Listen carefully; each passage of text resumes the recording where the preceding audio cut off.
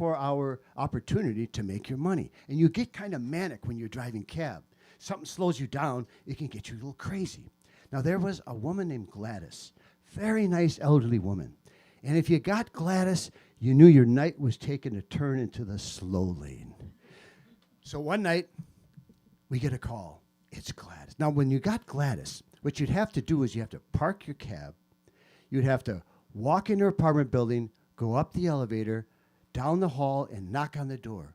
And she would open it up. She'd, oh, hi, how are you? So nice to see you. She'd be all dressed up because this was her day, for her big day to go out to lunch. Oh, so nice to have you here. So then she'd hand you her purse and her walker, and you grab her arm, and you'd walk down the hallway, the slowest, tiniest steps in the history of mankind. You go down the elevator, and then you walk out to your cab. I'd load her in, and we drive 1 mile to her favorite lunch counter. It'd be $1.50 fare, 15-cent tip. It would take 45 minutes. So this one Friday night, we're all buzzing around crazy, and we get the call. We got a call here. Carmel and Thor. All the cab drivers know it's Gladys. And we all take off running like cats after a door slams. We're running away as fast as we can. And the dispatcher going, all right, yeah. Hey, you knuckleheads, come on, let's hear it. Let's go. Come on, who's out there? Nobody will answer the call. So he starts to smoke us out. 20, where are you? 22, 28, 38, where are you? That's me. I tell him. He says, looks like you got the call, 38, GIFG. I said, what the hell does that mean? He says, go in for Gladys. And I go, oh, man, I could just hear all the other cab drivers laughing. Oh, Christ. So I park the cab, and I go in. I knock on her door, and there she is standing there. She's got fresh tulips on the table in her very nicest clothes. And she says, oh, I baked up some peanut butter cookies for you. Would you like some? And I look at her, and I think, what is wrong with me? If you can't go in for someone like Gladys, you should quit right now, because that's what a cab driver does. You pick up poor people, infirm people, drunk people. That's the nature of the job. And right there became one of my philosophies of life. Sometimes you gotta go in for Gladys, because someday you might be Gladys yourself. That became something, no matter what is, some kind of job you have, you're going crazy, sometimes you just got to do it in GIFG. Well, about 6 months later, I was driving, middle of winter. It's 7 a.m., it's 20 below with a minus 50 wind chill. And if you'd ever felt that weather, your face feels like a crumpled paper bag in about 5 seconds. I get this call, I gotta pick up this woman and bring her to work. So I load her in, and I try to drive up this hill, but it's completely iced over. And about 3/4 of the way up, the wheels start spinning and spinning, and I can't make it up. So I go up again, I start spinning and spinning. I can't get there, so now I'm getting mad. And I say, lady, hold on. So I put it in neutral, and I rev it up. And I drive it about 3/4, 4/5, and it starts spinning. All of a sudden, a flat tire. Oh, no. It's 20 below zero. And I pull my knit hat over my face, and I think, why the hell did I ever quit that job at public television writing publicity? I mean, it wasn't the most greatest job in the world, but at least it had central fucking heating. And then all of a sudden I hear, excuse me? Oh, yes? So what are you going to do now? I said, I think I'm going to quit. She says, no. What are you going to do about me? I have to go to work. I said, oh, I'm sorry. I'll call you another cab. And I thought, this is my chance. I'm just going to take the keys and write a note and say, the long national nightmare is over. I'm done driving cab. I'm done. But I thought, I really can't. I didn't have enough money in the bank, so I couldn't quit. But I did have enough money for a vacation. And I was very good at vacation. I was kind of an expert at it. So I fly out to San Francisco. And a friend of mine introduces me to this woman named Mary Jo. And she's funny, and she's cute. And she's got this cumulus nimbus hairdo, this wild curly hair above her head, this bouncing back and forth. And we immediately meld into each other. And for the next week, it's pot stickers and wine and making love and going to music and taking long walks. I mean, we were like whirling dervishes spinning on an oasis of pure pleasure. And then I had to fly back home. And then I started getting these vibrations from this love siren. You move west. You should move west. Move west. And I started getting phone calls with great regularity. You really should move to San Francisco. You want to be a writer? This is where writers live. You've always wanted to live out here. You told me that. Come on. Be bold and take a chance. I'll make every inch of your trip worthwhile. And after about 10 of these phone calls, I was completely hypnotized. I was definitely going to move to San Francisco. But I said, you got to come and meet my mom and my friends. So I introduced her to my mother. And my mother says, you don't think her hair is naturally curly, do you? That's a permanent, Jeff. I said, oh, really? How do you know that, Mom? You should trust your mother on this. I've been going to beauty parlors for decades now. I'm kind of an expert on hair. That is not her normal hair. I said, well, Mom, I don't really care, but I go ask her if it'll help. So I go to Mary Jo. I say, Mary Jo, is your hair naturally curly? Well, of course it is. Who would want hair like this? So I go back to my mother. My mother says, oh, no. Oh, no. She's lying about that. Kind of makes you wonder what else she's lying about, doesn't it, Jeff? I said, no, it doesn't, Mom. Why would somebody lie about something so insignificant as her hair? I don't know why she's lying, Jeff, but she is. That woman's hair is straight as the day is long. I really don't have a good feeling about this. I wasn't listening to my mother. So I bring her to meet my friends in Madison, and they're all going, oh, geez, where are you going to work in San Francisco? Oh, it's so expensive out there. How well do you know this woman? And I know they're being good friends. They're just trying to protect me. But I'm also thinking they're being so quintessentially Midwest cautious, you know? And I wanted to break out like I was Jackson Pollock or Thelonious Monk. Take a chance. I'm not going to live that way. I'm breaking out. I was going. And I get myself a Dodge Dart Custom, 4-door, 1974. And I put my books and records and my clothes in the only piece of furniture, this trout lamp. Trout lamp. Put it right on in front of me, driving across America, escaping. I was in my own movie, Escape from the Wind Chill Factory. Blasting across America for 4 days. Just can't wait to get out there, cross the Golden Gate Bridge, and I turned into a completely fucked up situation. Not only was she lying about that ridiculous cumulus nimbus hairdo, she was lying about a whole lot of other things. And I pulled the plug. I ended it. Within 3 weeks, the relationship was over. And I was stumbling around San Francisco, completely disoriented. I changed my whole life. I came out here, and it wasn't for real. But I couldn't go back home. I couldn't do that, my tail between my legs. I was going to make it work somehow. I didn't know how. And all of a sudden, this incredible, great piece of luck descended upon me. Someone said there was a woman in Glen Park, a woman named Zoe Nordstrom, and she had a room for rent. And I thought, great. So I go to see this house. It's a 3-story ramshackle building. And I walk in, and it's filled with light and art and Zoe's big, generous, laughing spirit. And I meet Zoe Nordstrom for the first time, and she's kind of rubbing her eyes like this.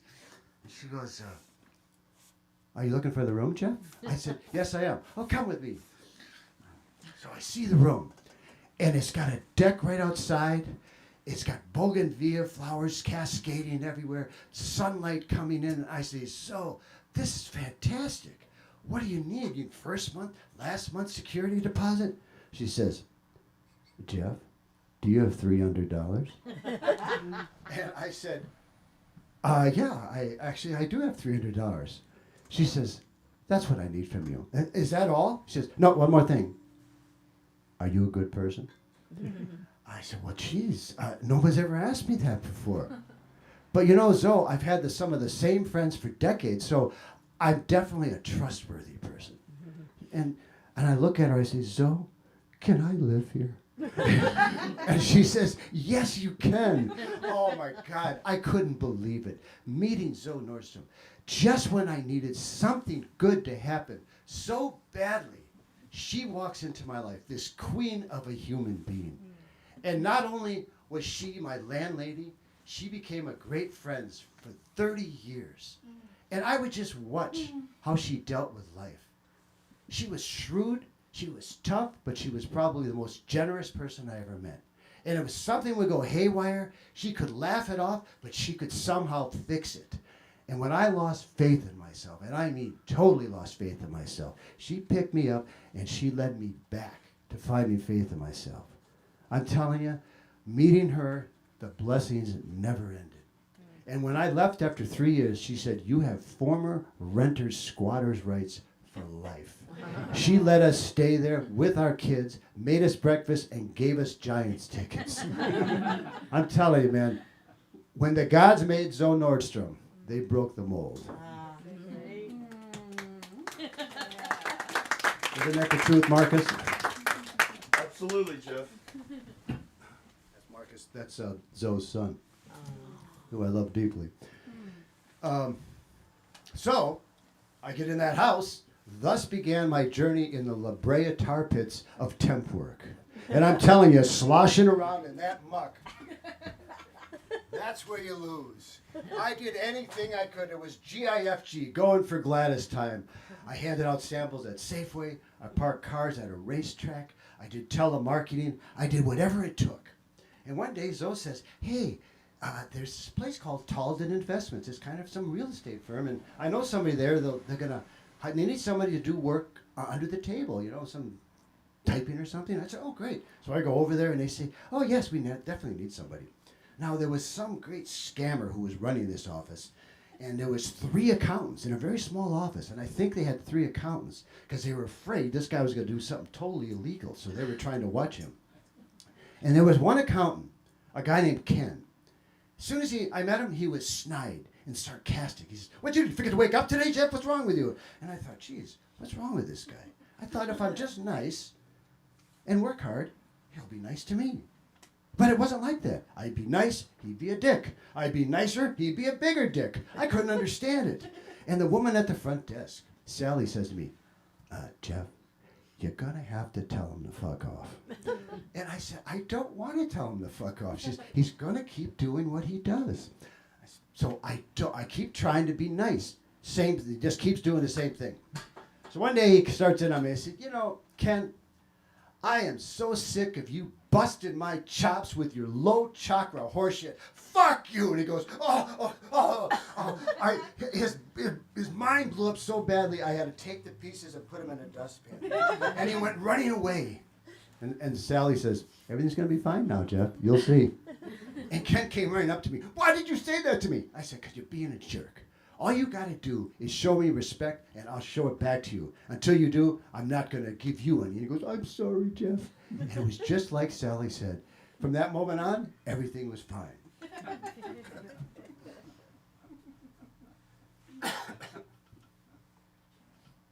So I was telling my sister Maria, who lives in Eau Claire, and she was trying to be a physical therapist. And she told me about a job interview she had. She said, I applied for this physical therapist position, and I crushed the first interview. I was uber perfect, and I figured, I got this job. It's in the bag. Before the second interview, I went to a 3-day intensive yoga class, and I just floated away into no gravity land, far north of the tension zone. I felt my body melt away and vaporize.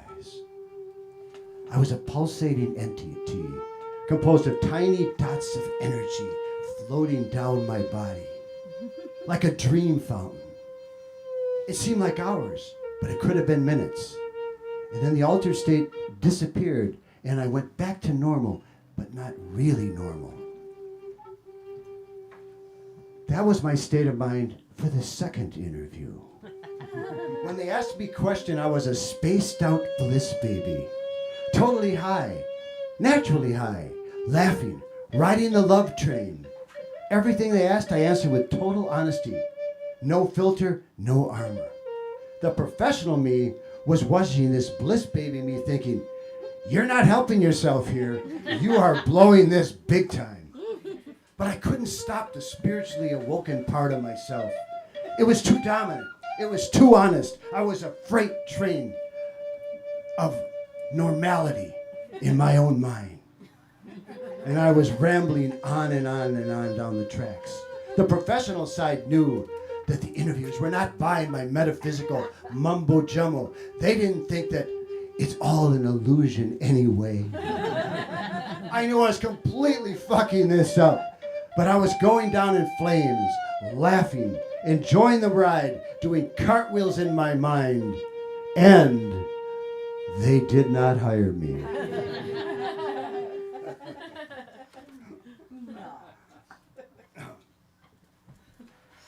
So I wrote a letter to my friend Larry, and I kept it. And I said, Larry, I was recently named the Mutant King of Jobs. Since moving to San Francisco 17 months ago, I did 22 temp jobs. Shredding, handing out samples, telemarketing, you named it, I probably did it twice. Now, temporary work, I think, is going to be the new American sweatshop, the pink-collar ghetto. I swear, temp work with no benefits, it's going to be the future. You just watch and see. Which is so true. But sometimes it's survival, baby. You just got to go in for Gladys. And so I just keep doing it. But it hasn't been bad by all means. I got a job at the U.S. Gulf Open. And I worked selling hot dogs and beer. Some people were actually bartenders like Marcus was, making tons of tips. But I was an old caddy. So I was there one day, and Jack Nicklaus and Arnold Palmer came walking up the front nine. And I saw him, and I waved to Jack Nicklaus, and he tipped his hat to me. That was really cool. And then I got a job at the San Francisco Giants, selling ads, total, just, I didn't make a dime unless I sold it. But I worked at Candlestick Park. And I did sell some stuff. And in the spring, they had an advertiser appreciation day. And they asked, would me and the other salesmen like to hang out on the field and catch balls? And we said, are you kidding me? We acted like we were Juan Marichal on the mound, sliding into bases. Got to meet Willie Mays, Willie McCovey. It was great.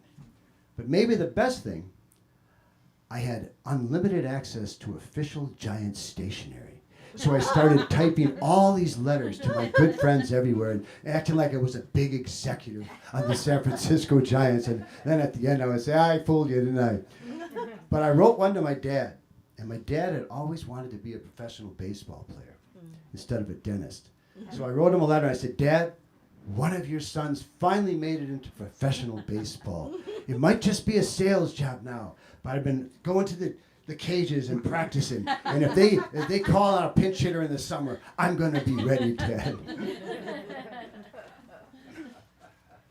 Well, about a year later, I had this great scam where I had press passes to the A's, about 20 games. And then they somehow gave me press passes to the World Series, which is amazing. I wrote one article for the Arcata Union in Arcata, just one. And then they gave me these passes. We go on the field for batting practice. We would go we sit anywhere we want. We go in the locker room after and talk to people. My friend Harry Duncan was my photographer. Didn't even have a camera. It was the greatest scam you've ever seen. It was so great. But the first day I got to the World Series, it was the A's versus the Dodgers. The infamous series where the Dodgers won and Kirk Gibson hit that home run. Ooh. But the first person I saw was Ernie Banks, Mr. Cub. He's standing there in a green golf sweater. And if you don't know Ernie Banks is, Hall of Famer, played 19 years with Chicago Cubs, 511 home runs, never made it to World Series, but his whole thing was, it's such a nice day today, let's play two. Mr. Sunshine and Oranges. So he's standing there, he's kind of waving at people like this, ambassador of good feelings. And I walk up, I say, Mr. Banks, my mother, we used to watch you on WGN, and you were her favorite player, and she loved the Cubs. He said, is that right? Nice to meet you. And I keep talking. Oh, that's nice. He's half listening to me. And all of a sudden I say to him, Mr. Banks, are you still working in baseball? He's working? I played baseball, man. I never worked a day in my life. Cubs asked me to go out and have some drinks, play some golf, have some dinner. Does that sound like work to you? I said, Mr. Banks, that's the kind of work I've been looking for all my life. Yeah. So I used to have this terrible habit that I'd have like 20 pieces of gum, and I'd eat like 10 of them at the same time. And I was doing this in front of Ernie Banks. And all of a sudden he says, hey, man, you got any of that gum for me? And I swear to God I did this. I said, Mr. Banks, it's such a nice day today. Why don't you chew too? And I gave him 2 pieces. I believe I will. Thank you very much. So me and a guy in Humboldt County, Steve Irwin, we wrote this song to Ernie Banks.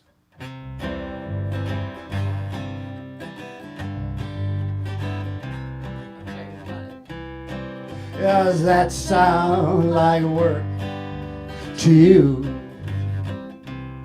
If that's all you got to do, it's a real nice day. Let's play two. Does that sound like work to you? Well, they call me Mr. Cub, and that's always been good enough. It's a shame you missed the series. I say shucks. Being Mr. Cub has always been enough. To each other.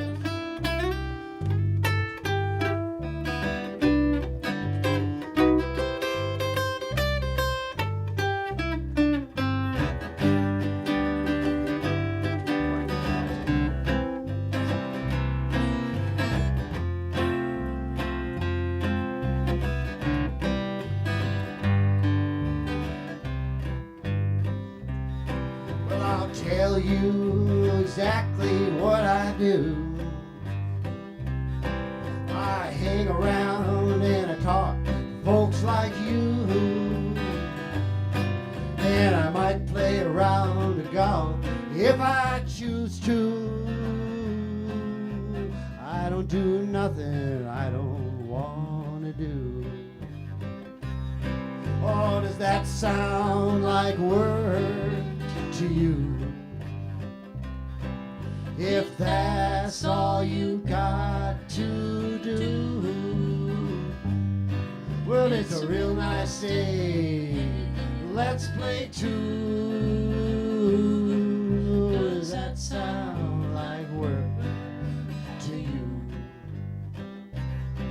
Yeah, does that sound like work to you?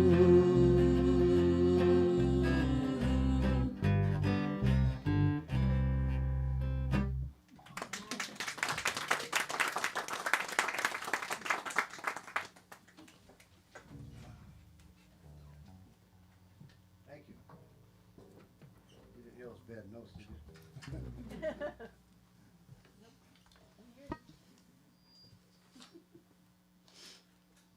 All right.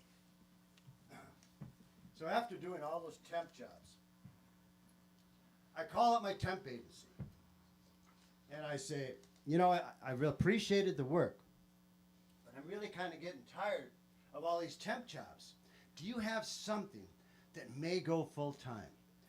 And they say, yes, we do. There's a place called Grubb & Ellis Real Estate, second biggest commercial real estate in the country. And we've sent people over there, and some of them have got full-time job with benefits. What do you think? And I said, oh, definitely, I'll go. So I go down to the financial district, 36-story building. I look up, all glass and steel. Walk in, push the button, the 32nd floor. Door opens.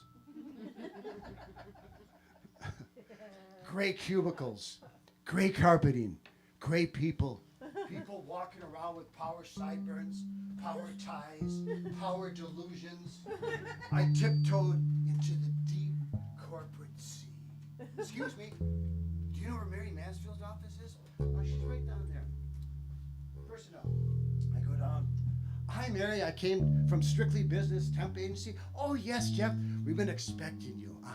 You're going to work under the supervision of Joan Lafarge. Joan heads up the accounts payable. Very big job. And she's been here 10 years. She takes a little getting used to, but I'm sure you're going to be fine. Don't worry. So I go to meet Joan Lafarge. She's sitting at her desk, paper all over the place. She's kind of a chunky woman with frizzy hair. She's got this pin above her desk saying, "Still working for idiots." And she has a bulletin saying, "The Occupational Safety and Health Administration, OSHA, has determined that the maximum safe load capacity on my ass is 2 persons at one time unless I install handrails or safety straps. As you have arrived 6th in line to ride my ass today, please take a number and wait your turn."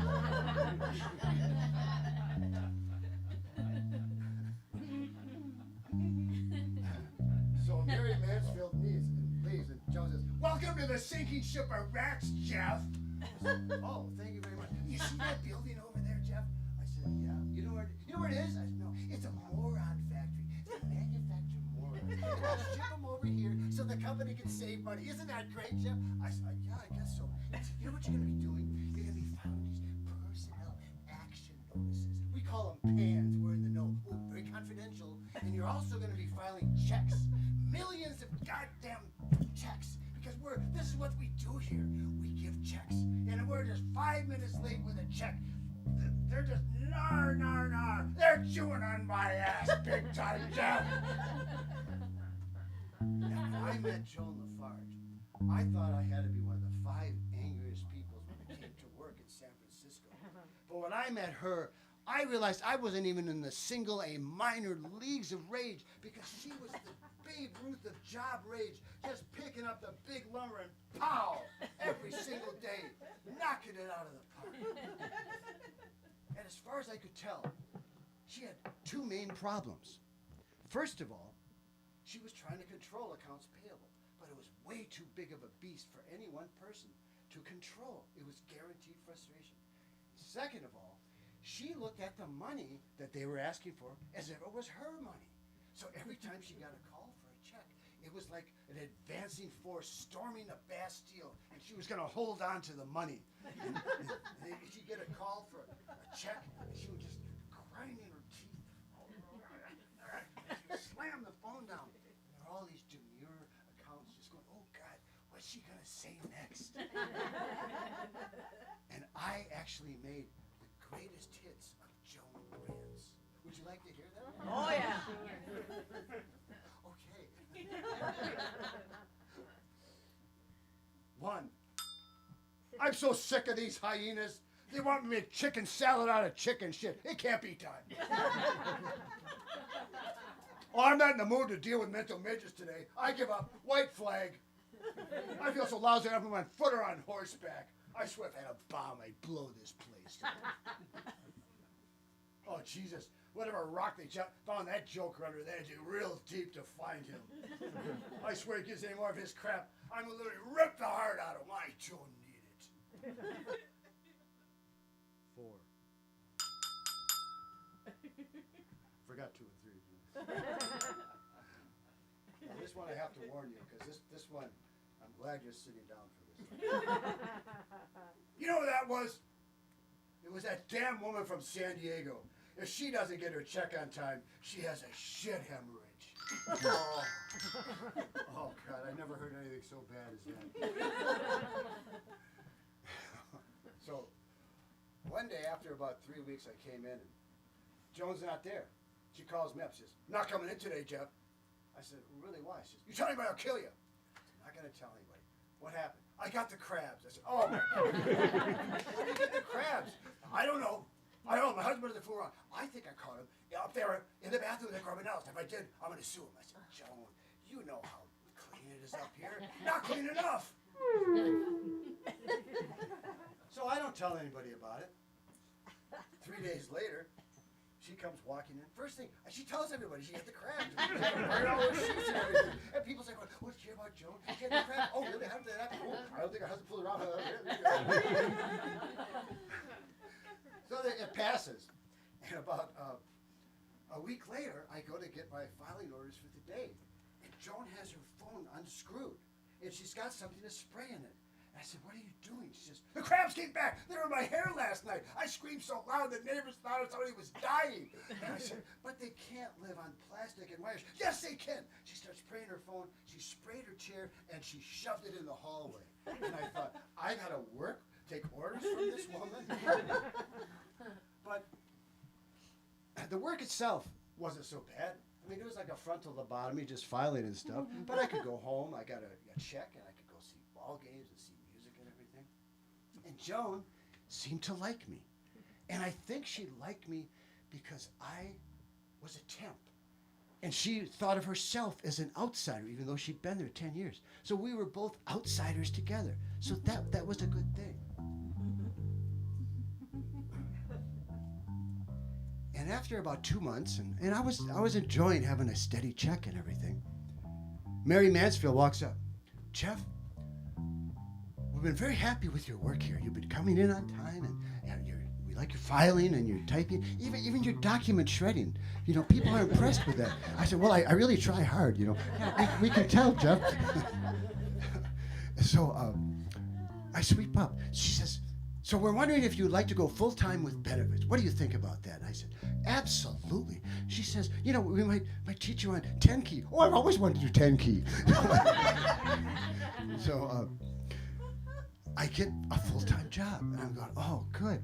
So I was standing about 4 days into my full-time employment, and Joan walks by, and she goes, "Oh, I see, Jeff. Now that you've gone full-time, you're regular slackmeister, huh? Mr. Casual, huh? Oh, don't let me disturb you. Some people got to work here, you know." And I went, "Uh-oh, what was that?" From that day on, she was on my case. Now that I become full-time, I was on the wrong side. I was an enemy. Nothing I did was right. She didn't like my document shredding. She didn't like my filing. Nothing. I started getting a real bad attitude. You know, she doesn't like my filing. Let her file it. She calls it work. I call it my daily lobotomy. I'm going to start dressing for minimal success. Fuck that. You know, I started wearing headphones, coming in late in the morning. And I started writing poems on my desk, and I'd leave them. I didn't care who saw them. Here's one. Oh, this is a good one. You'll like this one. Especially you. This silence. I don't know how we do it every day. Right up and down these elevators. Trapped in a karmic vacuum. Blasting upward, defeating gravity and our own sanity. Up to the 32nd floor of alienation, and nobody says a word. We all just stare at each other's shoes. It's excruciating, this metallic silence. When you're awake, or pretend to be, with your steaming cup of double latte clutched in your fist of doom. How's that for beat poetry, man?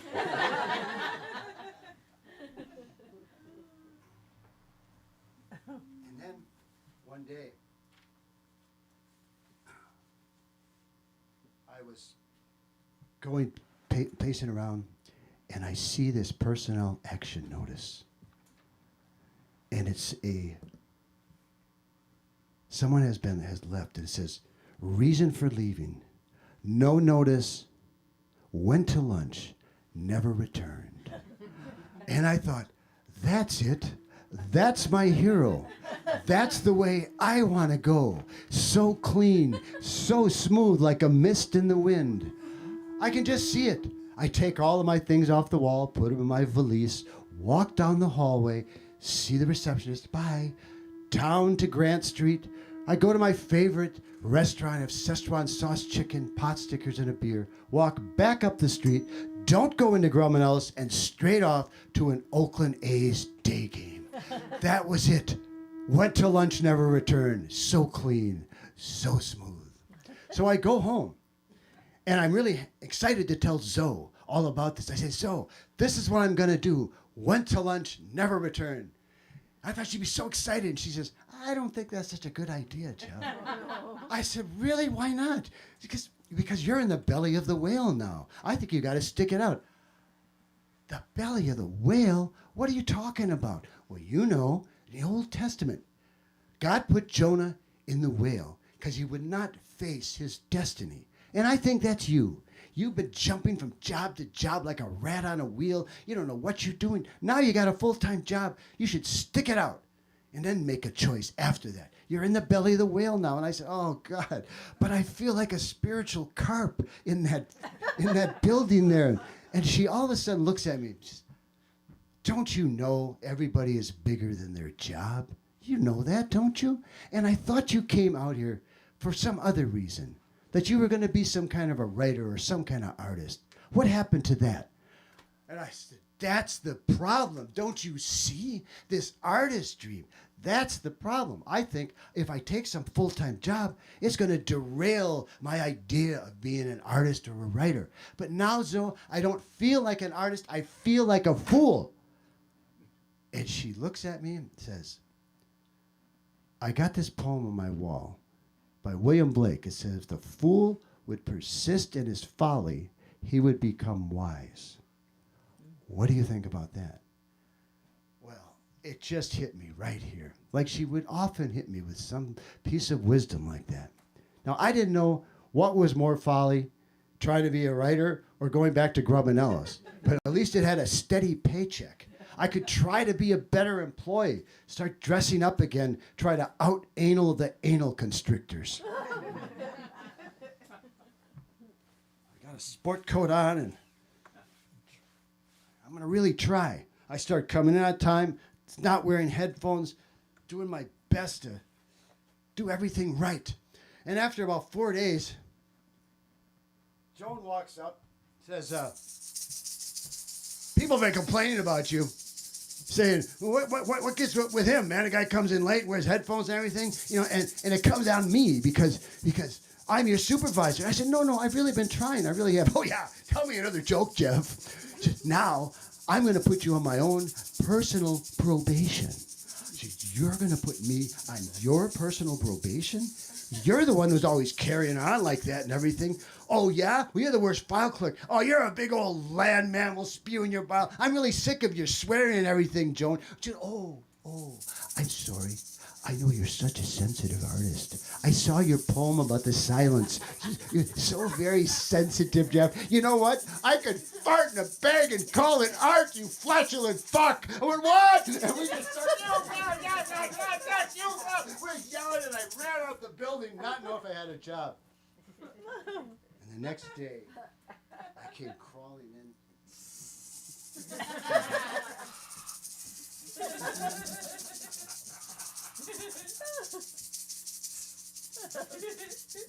And our vice president, Dewey Lee, comes up. Come here. Come to my office. Anger frightens me. You can't have this. We cannot have this at Grubb & Ellis. This is the corporate headquarters. Okay, I want you to sit there, Jeff. You sit there, Joan. And I'm going to be the mediator here. You have something to say to Joan, Jeff. You say it to me, and I will translate. Okay? What would you like to say to Joan, Jeff? I said, you tell her to get off my case. I'm sick of her. Joan, I think Jeff would like a little more space. And Joan, what would you like to say to Jeff? You tell him. He talks to me like that. I'm going to kick his ass halfway to China. And then he does it. And about 2 of these happen, and then we all start laughing. Everybody starts laughing. And Dewey says, all right, I'm going to give you guys $20. And you're going to go out and have lunch. Just you two, and you're going to sit down. And if you work something out and you guys can work together, all right, this is all forgotten. But if you can't, one or both of you is going to get fired. So we go to that favorite restaurant and we sit down. And I say, Joan, I'm sorry. I'm sorry for yelling and all this stuff. But if you would just let me be who I am, just Well, don't sweat the small stuff. I'll never let you down. I'll come in early for a big check run. I'll stay late. Never charge you any money. You can trust me. I will show up. And she said, are you serious? I said, I'm absolutely serious. She says, all right, let's try that. And we went back, and that's what happened. After that, never a problem. We just became friends. She was funny. And I started showing her my thing. I said, look at this. Went to lunch, never returned. What do you think about that? That became our joke. Jeff, you going on a long luncheon today? Big lunch today, Jeff? And she says, oh, I've always wanted to do that. I said, why don't you? Oh, I got a mortgage. And I can't do that. But you don't have a mortgage. You're not married. You can do it. So one day I come in, she says, how are you today, Jeff? I said, well, it's my birthday. What would you like to do most? I said, well, I'd like to go to an A's game. Why don't you? It's time for a long luncheon. Really? She says, yeah, today. So I go, all right. And she hands me a $20 bill. She said, no, don't read this until you get done with your lunch. So I look at it. It says, Jeff, have a great long lunch, but don't you dare come back. Love, Joan. And then I wrote on the other side, GIFG, sometimes you got to go in for Gladys.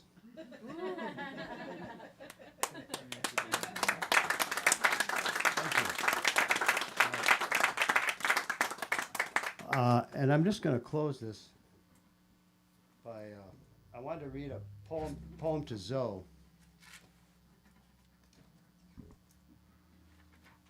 That if you don't know this, that she was one of the people that helped stop the freeway going through the Glen Park Canyon. My friends Susan Dambrove, we walked through it, and there's a placard for her and the other two Gumtree girls.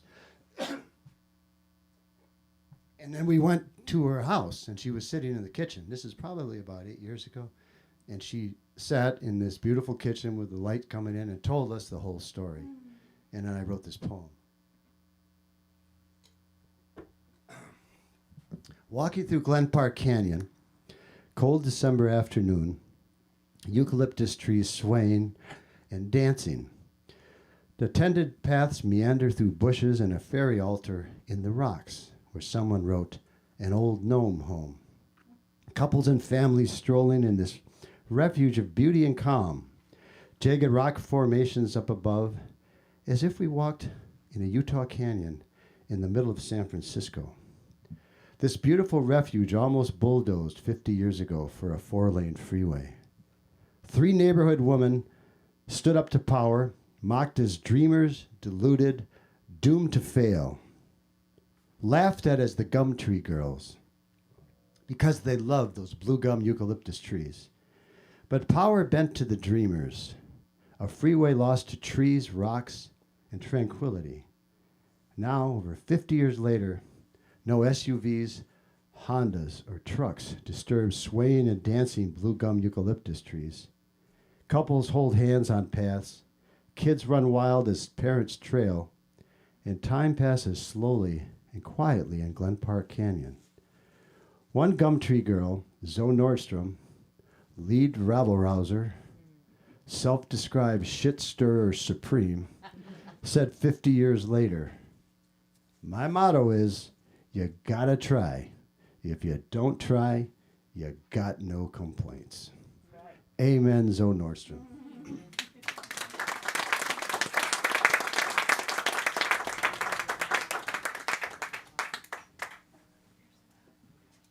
When Zoe died, and her son, Tom, the next day, and then our favorite cat, Buddy, died. And I had a dream. I was feeling it, but I wasn't showing it, the grief. And I had this dream where I was climbing up a hill, kind of bent over from grief in my dream. And there was somebody at the top playing ukulele, and it was George Harrison. And I got up, and he looked like he just came out of All Things Must Pass, and he started singing this song to me. And I thought, oh wow, I'll remember this. And then I didn't. Then I wrote it, but I thought I better write it down. So I wrote it down, and this was about Zoe.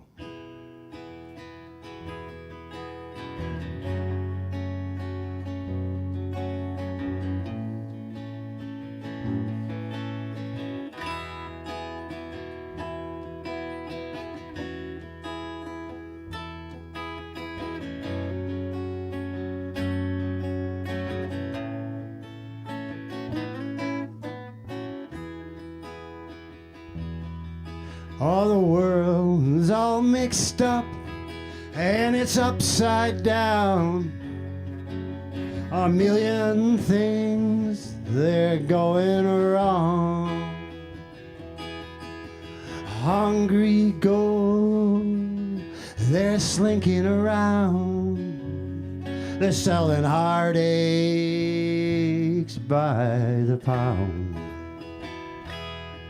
Oh, but even God suffered such a strange dilemma, and they keep shining on and on.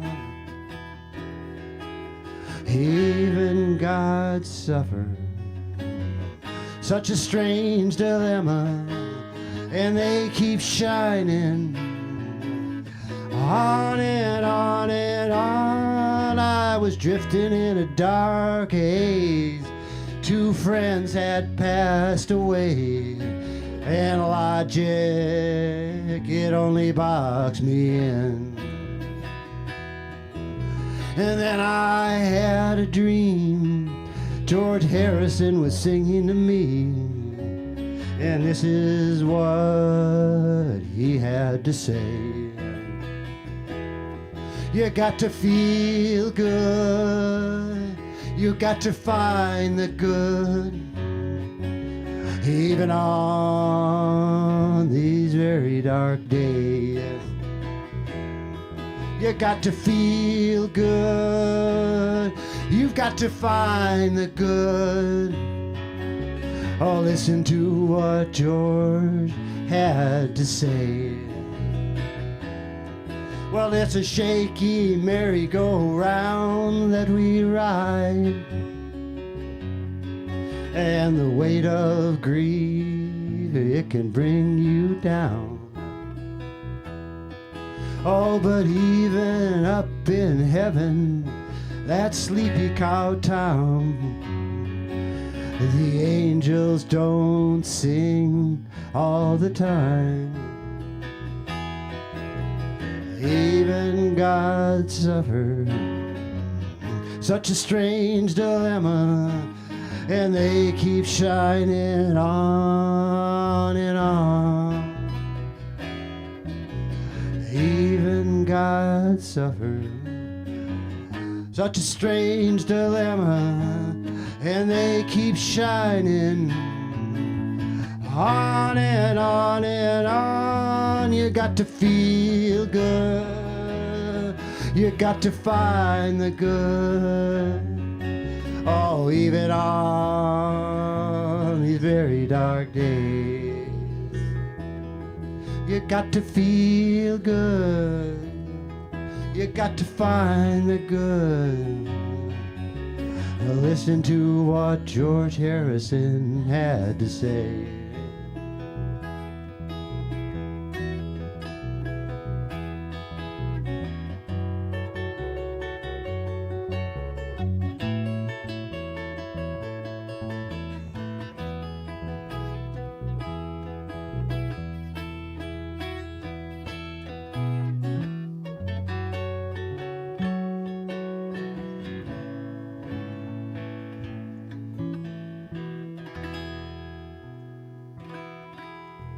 Thank you, everybody.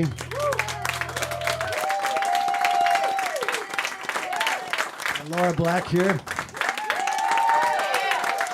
thank you to Eric. And thank you, everybody, for coming out on this night.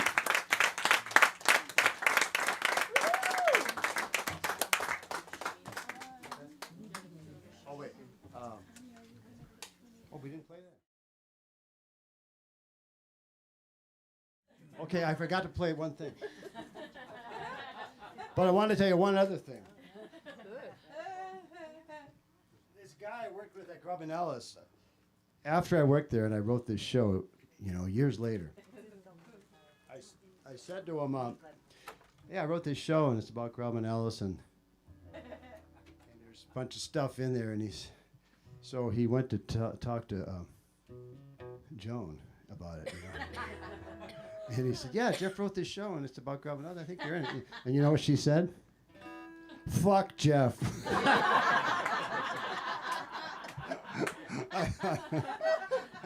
So perfect. She hadn't lost anything.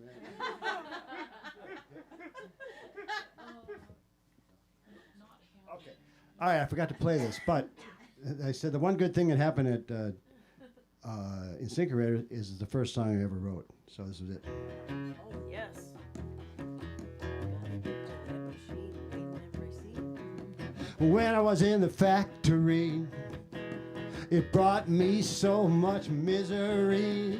When I was in the factory, there was no such thing as ecstasy. But when the week was at an end and the foreman brought my check, I knew it was my only friend. I had to get to that machine, waiting in receipt. It was the only damn thing that's ever been true to me. It brought me money. Well, I was talking to Ralph and Nader. Says get you sooner than later. Yes, I was talking to Ralph and Nader. He says gonna get you sooner than later.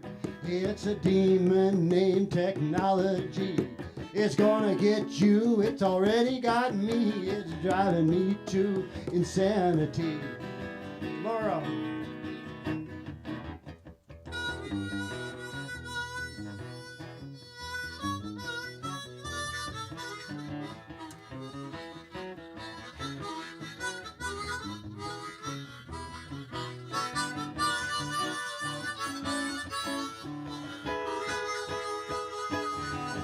It was late Sunday night, and the moon was shining. You were praying for. Yes, it was late Sunday night. The moon was oh so bright. She was pulling on my sleeve and saying, Jeff, please don't leave. "You know where I gotta go. I had to get to that machine, Get to that machine. waiting in receipt. Waited and received. It was the only damn thing that's ever been true to me. The only damn thing that's ever been true to me. The only damn thing that's ever been true to me. It brought me money.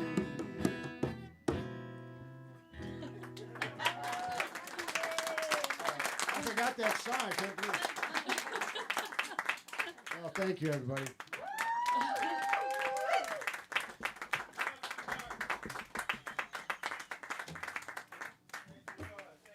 Good crowd after coming all this way. Yeah, it was worth it.